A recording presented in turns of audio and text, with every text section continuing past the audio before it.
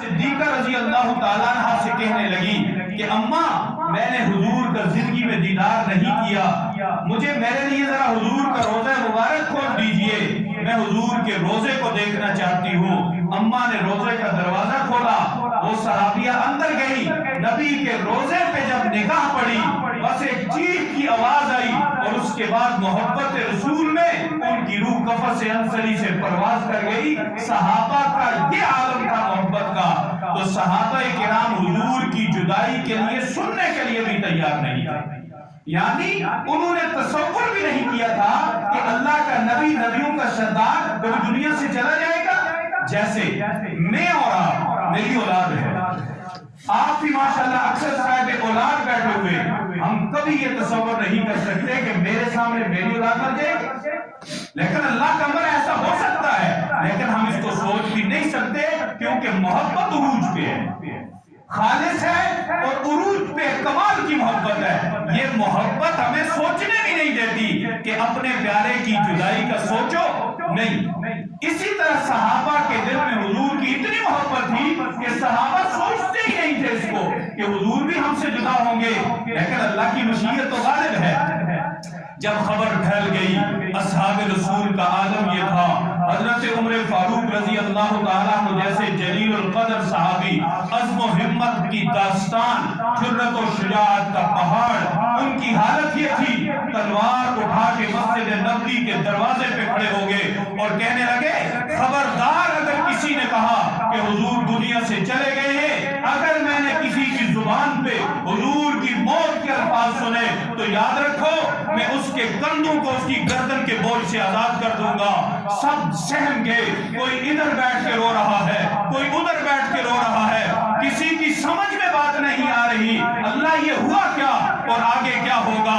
اس موقع پہ اللہ نے حضور کی امت کے سب سے بردبار، شریف، حلیم الطبع شخصیت حضرت صدیق کا انتخاب کیا۔ مورخین کہتے ہیں کہ حضرت صدیق کے دو گھر تھے، ایک وہ جس کا دروازہ آج بھی کھلا ہے اور وہ چشم تصور میں وہاں کھڑے حضور کے روضے کا دیدار کر رہے ہیں، اور دوسرا گھر مدینہ کا موجودہ جو ایئرپورٹ ہے کہتے ہیں اس کے اطراف میں تھا۔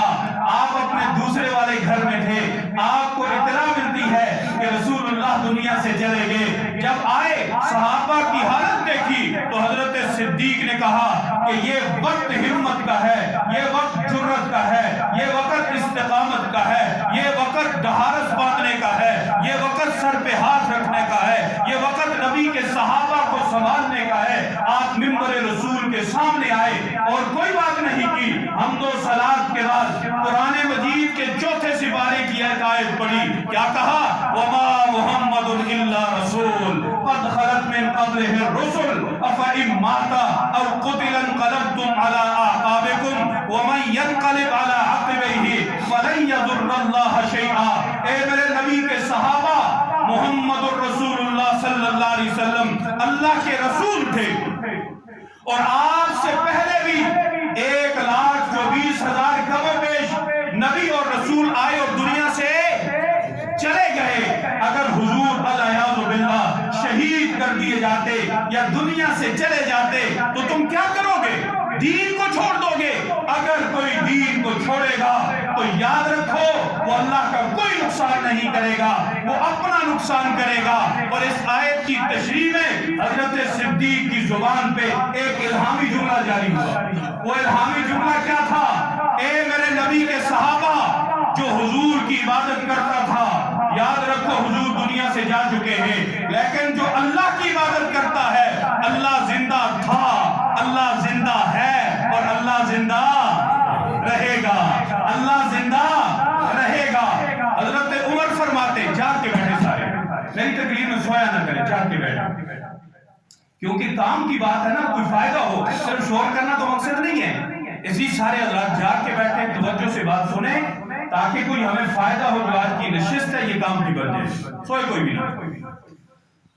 تو حضرت صدیق کی زبان سے جب یہ الہامی جملہ نکلا تو حضرت عمر فاروق رضی اللہ تعالیٰ عنہ فرماتے ہیں کہ میں صدیق کی زبان سے یہ الفاظ سن رہا تھا، رب کعبہ کی قسم مجھے یوں لگ رہا تھا کہ یہ آیت ابھی نازل ہو رہی ہے، اور اس آیت نے صحابہ کو تسلی دی۔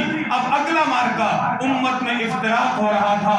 سقیفہ بنو سعدہ میں کچھ لوگ جمع تھے، وہ بھی اخلاص پہ مبنی تھے کہ حضور کے بعد امت کو سنبھالنا ہے. حضرت صدیق و فاروق یہاں سے بات کر کے حضور کے حجرے میں گئے، چہرہ مبارک سے کپڑا ہٹایا، پیشانی مبارک پہ بوسہ دیا اور حضرت صدیق نے کہا آقا تیری زندگی بھی کمال کی اور تیرا دنیا سے جانا بھی کمال کی. یہاں سے سقیفہ بنو سعدہ میں گئے، خلافت کی بات ہو رہی تھی. کسی نے کہا ایک امیر انصار میں سے، ایک مہاجرین میں سے. حضرت صدیق نے کہا نہیں، میں نے حضور سے سنا ہے الائمۃ من قریش، میرا خلیفہ قریش میں سے ہوگا. یہ عمر ہے، یہ حضور کے لاڈلے ہیں، یہ عشرہ مبشرہ میں ہے. ان کے بارے میں نے نبی سے سنا ہے. اگر میرے بعد نبی ہوتا تو کون ہوتا؟ عمر بن خطاب ہوتا. الحق ینطق علی لسان عمر و قلبہ، عمر کی زبان پہ اللہ بولتا ہے، حق بولتا ہے. عمر جہاں سے گزرتا ہے شیطان اس رستے سے نہیں گزرتا. لوگوں آؤ اس قریش کے حضور کے قریبی کے ہاتھ پہ بیعت کرو. میں ان کا ہاتھ پکڑتا ہوں، میں بیعت کرتا ہوں. حضرت عمر نے حضرت صدیق کا ہاتھ پکڑا اور کہا صدیق ایسا نہ کہو، رب کعبہ کی قسم میں نے نبی سے جب بھی تذکرہ سنا ہے ان اللہ کے رسول نے اللہ کا نام لیا، اللہ کے نام کے بعد اپنا نام لیا اور اپنے نام کے بعد جب بھی نام لیا تو تیرا نام لیا. اس لیے میں سمجھتا ہوں جسے حضور نے مصلی پہ کھڑا کیا ہے، حضور ہمیں اشارہ کر کے گئے ہیں کہ صدیق کی موجودگی میں میرے مصلی پہ کوئی کھڑا نہیں ہو سکتا. صدیق کی موجودگی میں میرے منبر کا وارث کوئی نہیں ہو سکتا. صدیق کی موجودگی میں خلافت کا تاج کسی اور کے سر پہ نہیں سج سکتا. اللہ نے امت کو افتراق سے، انتشار سے، تفرقے سے، نفرتوں سے، الجھاؤ سے، لڑائی سے، جھگڑے سے بچایا. اس کا سبب کوئی اور نہیں، یہ امت پہ احسان ہے تو نبی کے یار کا، امت پہ احسان ہے یار غار کا، امت پہ احسان ہے یار مزار کا، امت پہ احسان ہے صدیق با وفا کا، امت پہ احسان ہے خلیفہ بلا فصل کا، امت پہ احسان ہے نبی کے مصلی کے وارث کا. اب جب آپ خلیفہ بنتے ہیں تو سب سے پہلی تقریر نے دنیا کو حیران کر دیا. حضرت صدیق نے کہا لوگوں یاد رکھو جب تک میں اللہ کی اطاعت کروں میری اطاعت کرنا، اگر میں اللہ کی اطاعت نہ کروں میری اطاعت نہ کرنا. تمہارا کمزور میرے لیے طاقتور ہے اس وقت تک جب تک کہ میں اس کا حق نہ دلا دوں. تمہارا طاقتور میرے لیے کمزور ہے اس وقت تک جب تک میں اس سے غریب کا حق چھین کر غریب کو نہ دے دوں. اللہ کی اطاعت کرنا، نبی کی سنت کی اطاعت کرنا، اگر کوئی اس سے ہٹے گا اس کو سیدھا کر دیا جائے گا. حضرت صدیق یہ کہہ کے مسند خلافت پہ بیٹھے، بیعت ہوئی. دوسرا دن آیا، حضرت صدیق نے گٹھڑی اٹھائی، بازار جانے لگے. رستے میں عمر ملے، اے ابو بکر کہاں جا رہے ہیں؟ کہنے لگے تاجر آدمی ہوں، جاؤں گا، بیچوں گا، کماؤں گا، بچوں کا پیٹ پالوں گا. نانا صدیق اب آپ کی ذمہ داری میں صرف آپ کے بچے نہیں ہیں، نبی کی ساری امت کی ذمہ داری رب نے آپ کے کندھوں پہ رکھ دی ہے. تو عمر بچوں کا کیا کروں گا جن کی ذمہ داری آپ ادا کر رہے ہیں؟ بیت المال سے وظیفہ لینا اب آپ کا حق ہے. بچوں کے لیے خرچہ وہاں سے لیں گے، حضور کی امت کا خیال کریں گے، امت کو سنبھالیں گے. اب وظیفہ کتنا ہونا چاہیے؟ حضرت عمر فرماتے ہیں آپ سمجھدار ہیں، آپ مقرر کریں. حضرت صدیق کہتے ہیں نہیں عمر آپ مقرر کریں. بات نہ بنی، آؤ اس شخصیت کے پاس چلتے ہیں جسے نبی نے کہا امین هذه الامہ ابو عبیدہ بن جراح رضی اللہ تعالی عنہ. ان کی خدمت میں گئے. یہ ابو بکر ہیں، امیر المومنین ہیں، کام کاج کچھ نہیں کریں گے، مسلمانوں کی خدمت کریں گے، ان کا وظیفہ مقرر کیجئے. حضرت ابو عبیدہ مقرر نہ کر سکے تو حضرت صدیق نے رائے دی کہ میری رائے یہ ہے میرا وظیفہ اتنا ہونا چاہیے جتنا مدینہ کے ایک مزدور کی اجرت ہے. تو حضرت ابو عبیدہ نے کیا کہا؟ امیر المومنین آپ کے خرچے زیادہ ہیں، آپ کے اخراجات اس میں پورے نہیں ہو سکیں گے.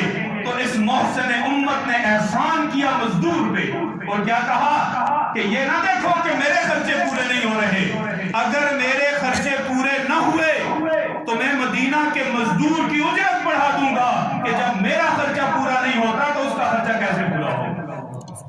اور پھر یہ وظیفہ، اس میں سے بھی ایک دن اپنی اہلیہ سے کہہ دیا کہ جی چاہتا ہے کچھ میٹھا کھاؤں۔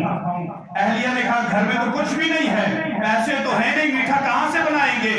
بات آئی گئی ہو گئی، کافی عرصہ گزر گیا، اہلیہ نے ڈونگے میں میٹھا بنایا اور سامنے لا کے رکھ دیا۔ کہاں سے آیا؟ کہا حضرت جی آپ کا جو آٹا بیت المال سے آتا ہے، کہتے ہیں نا بچت کی، بچت میں ہم سمجھتے ہیں کہ اتنی ساری تنخواہ آتی تھی اس میں سے کچھ پیسے نکال کے رکھ دیے، نہیں، آپ کا جو آٹا آتا ہے بیت المال سے، اس آٹے میں ہر روز میں ایک ایک چٹکی اٹھاتی رہی، اگر چٹکی سے زیادہ اٹھاتی تو روٹی پوری نہیں بنتی تھی۔ یہ چٹکیاں جمع ہو کے مہینہ لگا، اتنا آٹا جمع ہوا کہ ایک بندے کے لیے میٹھا تیار ہوا۔ حضرت صدیق نے کہا اہلیہ میرا دل یہ کہتا ہے کہ اگر چٹکی اٹھا کے بھی باقی آٹے سے ہمارا گزارا ہو سکتا ہے تو یہ چٹکی مسلمانوں کی امانت ہے، میں اعلان کرتا ہوں آج کے بعد میرا آٹا ایک چٹکی کم آیا کرے۔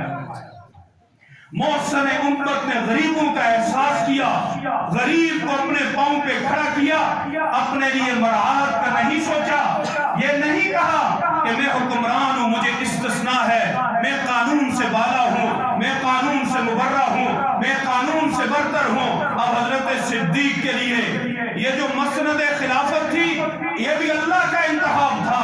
حضرت صدیق کے علاوہ فتنوں کی یلغار میں امت کو کوئی اور سنبھالنے والا نہیں تھا، تو حضرت صدیق اکبر کا انتخاب اللہ نے کیا۔ کیوں؟ پہلا کام صحابہ کو سنبھالا، دوسرا کام غریب کی اجرت کو متعین کیا کہ خلیفہ اور مزدور کی اجرت برابر ہوگی۔ اب جب حالات لوگوں تک پہنچے، مرتدین نے سر اٹھا لیا کہ حضور چلے گئے، اب دین کی ضرورت نہیں ہے۔ جو نئے مسلمان ہوئے تھے، اللہ کا دین جن کے سینے میں نہیں اترا تھا، بس ابھی مسلمان ہوئے تھے، ان کے اوپر فتنے نے حملہ کیا، اقتدار اٹھا، اتنے لوگ مرتد ہوئے کہ مدینہ کے اطراف سے مدینہ پہ حملہ کرنے کے لیے تیاریاں ہونے لگی۔ یہ فتنہ اپنی جگہ تھا، کچھ لوگ مرتد نہیں تھے، مسلمان تھے، انہوں نے بلیک میل کیا، کیا کہا؟ کہنے لگے کہ ہم زکوٰۃ نہیں دیں گے، ہم نماز پڑھیں گے، ہم کلمہ پڑھیں گے، ہم روزہ رکھیں گے، ہم حج کریں گے، ہم سارے احکامات پہ عمل کریں گے، لیکن زکوٰۃ ہم سے نہیں دی جا سکتی، زکوٰۃ کے معاملے میں ہمارے ساتھ نرمی کا معاملہ کیا جائے۔ صحابہ کرام نے جب سنا تو حضرت صدیق سے کہا کہ ابھی انہیں چھوڑ دے، لیکن صدیق نے کیا کیا؟ بات آگے چل کے آئے گی، ابھی یہ فتنہ نہیں تھما تھا، بحرین سے، یمن سے، کندہ سے جھوٹے نبوت کے دعوے دار یوں تو بہت سارے پیدا ہوئے، چار آوازیں توانا تھی جنہوں نے اپنے ارد گرد ہزاروں لاکھوں کے لشکر جمع کر دیے۔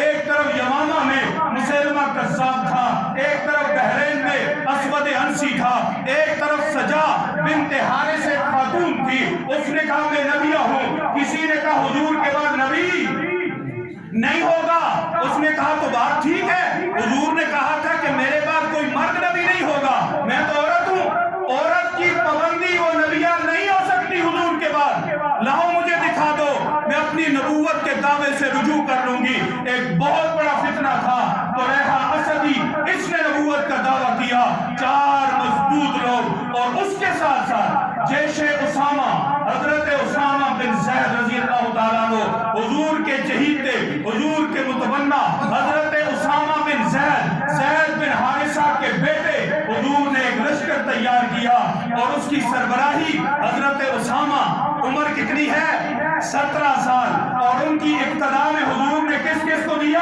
ابوبکر صدیق، عمر فاروق، عثمان غنی، علی المرتضیٰ، ابو عبیدہ بن جراح، بڑے بڑے صحابہ کو ان کی سرکردگی میں دے کے انہیں امیر بنا کے امت کو یہ پیغام دیا کہ میری امت وہ امت ہے جو عقل نہیں نقل سے سوچتی ہے، جو نبی نے کہہ دیا اس پہ رائے نہیں دیا کرتی۔ لیکن اللہ کی شان، مقام جرف میں یہ لشکر پہنچا تھا، مدینہ سے اطلاع آئی، حضور دنیا سے چلے گئے، لشکر واپس آ گیا، حضرت صدیق نے